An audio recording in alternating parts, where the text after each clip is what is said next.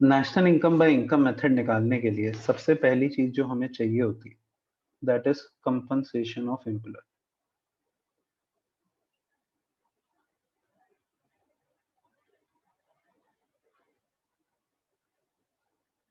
इस क्वेश्चन में compensation of employ दिया हुआ 2000। हमें अगली चीज चाहिए होती है ऑपरेटिंग सरप्लस,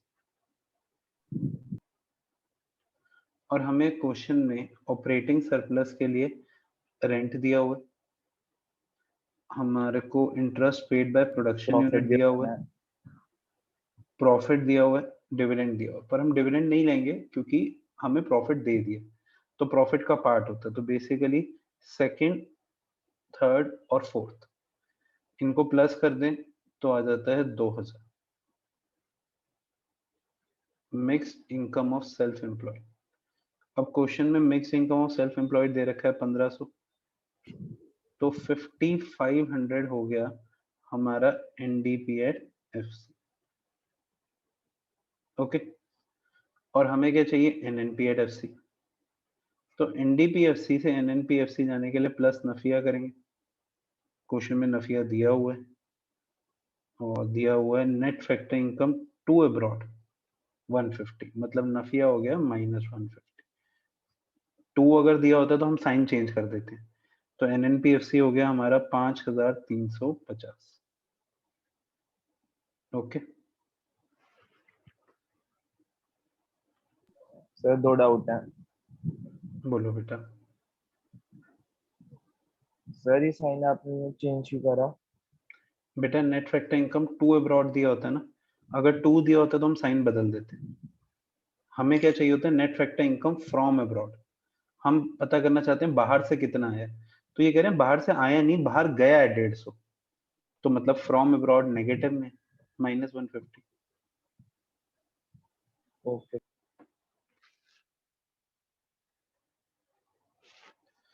अब इस क्वेश्चन में हमें नेशनल इनकम निकालनी है, नेशनल इनकम यानी कि एनएनपीएट। तो हमें सबसे पहली चीज चाहिए होती है that is compensation of employ. अब हमें क्वेश्चन में कंपनसेशन ऑफ एम्प्लॉय डायरेक्टली दे दी, तो हमें उसकी कोई पार्ट को देखने की जरूरत नहीं।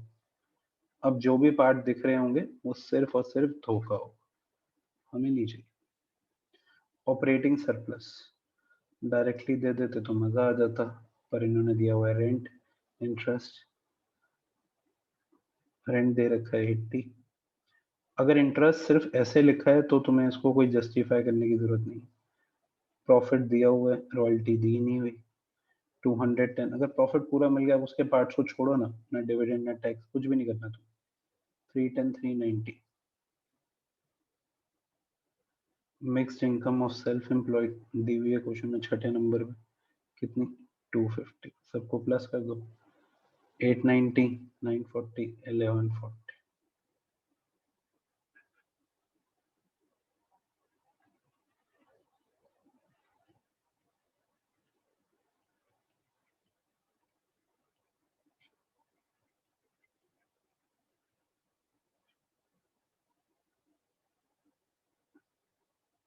एनएफआई क्वेश्चन में दी हुई है -20।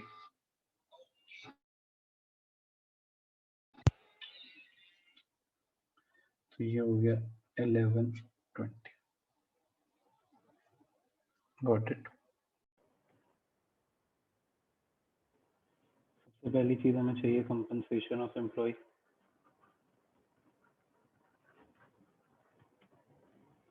हमें क्वेश्चन में कंपनसेशन ऑफ एम्प्लॉय डायरेक्टली नहीं दी हुई, कोई दिक्कत नहीं।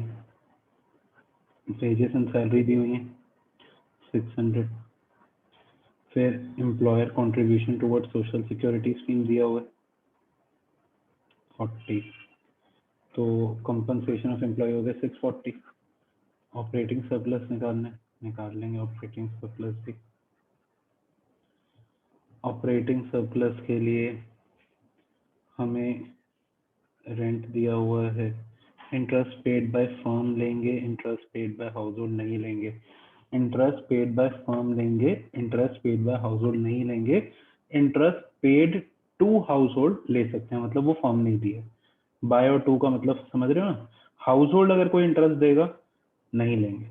पर अगर फर्म, बैंक, ठीक है, ऑर्गेनाइजेशन, प्रोडक्शन यूनिट देगा तो लिख।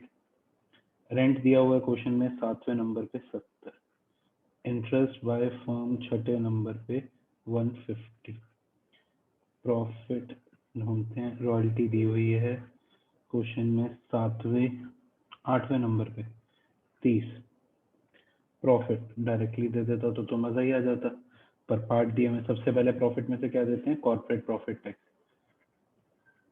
है ना, सबसे पहले टैक्स देते हैं, टैक्स कितना है 30, फिर क्या करते हैं, रिटेन करते हैं, रिटेन अर्निंग कितनी है 20, फिर डिविडेंड कितना है, डिविडेंड रखते हैं 50, तो 100 हो गया प्रॉफिट।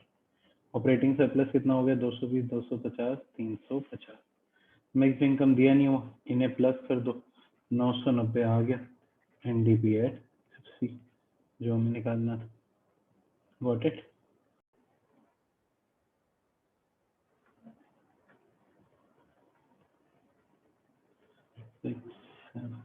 एट 9 10 11 हमने नंबरिंग कर दी, हमें चाहिए एनएनपी एट एमपी।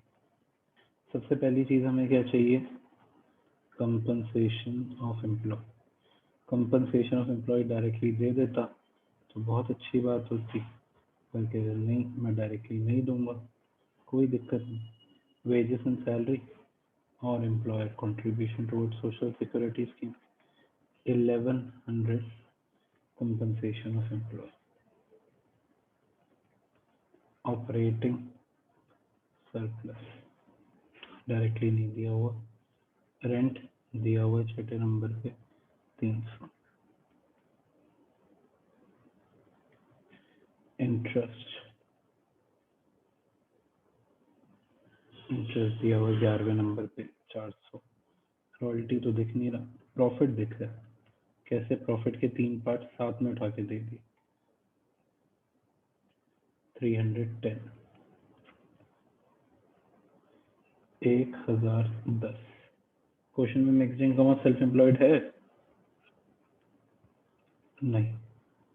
2110 हुआ एनडीपीएफसी, तो एनएनपी एमपी जाने के लिए plus Nafiya plus NIT. Nafiya question में नेट फैक्टर इनकम 2 अब्रॉड के नाम से दिया है -20, देख रहे हो 2 दिया होता तो क्या करते हैं, साइन चेंज, -20 से +20। नेट इनडायरेक्ट टैक्स 80, 20 भी प्लस 80 भी प्लस, यानी 100 प्लस हो जाएगा, तो 2210 एनएनपी एमपी। Got it? चलो अगला क्वेश्चन करो। सर एक बार दोबारा दिखा दो। बिल्कुल।